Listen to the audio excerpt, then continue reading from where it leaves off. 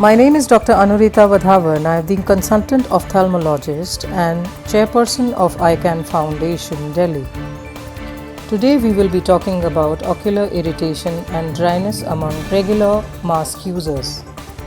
In this pandemic, a new article of clothing has become a part of our daily routine, the face masks. Air blowing upwards from the mask into the eyes accelerates evaporation of the tear film, which when continues for hours or days may result in ocular surface irritation or inflammation. This video is about precautions required to be taken for eyes by those who use masks regularly. Group of people are at risks, which are 4 times includes elderly, immunocompromised and clinical staff. Taped mask to prevent air convection towards the eyes interferes with the normal excursion of lower eyelid, possibly induce mechanical ectropion and secondary lag of thalamus, causing exposure keratopathy. Devices that mechanically blow air around us and affect the eyes are powered air purifying respirators, chemical protection hoods that blow airs inside the face masks, continuous positive air pressure masks.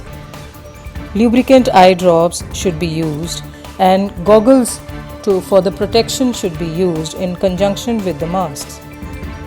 Do eye blinking exercises. Take break every few hours to remove the mask. Allow the eyes to recover and reapply lubricant drops. Avoid eye rubbing, face touching behaviors to avoid attending fomite transmission, as also is applicable in current COVID-19 situation. Additional care is needed for individuals using masks for extending periods and by patients with prior history of dry eye diseases.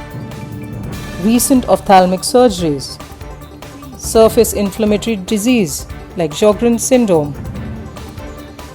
Use pliable nose wire masks with attention towards filling the shape of the wire to prevent air being directed towards the eyes. Mask can also be taped at the top to impede upward airflow, but care should be taken to ensure that lower lid excursion is not inhibited. I hope you take care of yourself. We as doctors are there to serve you.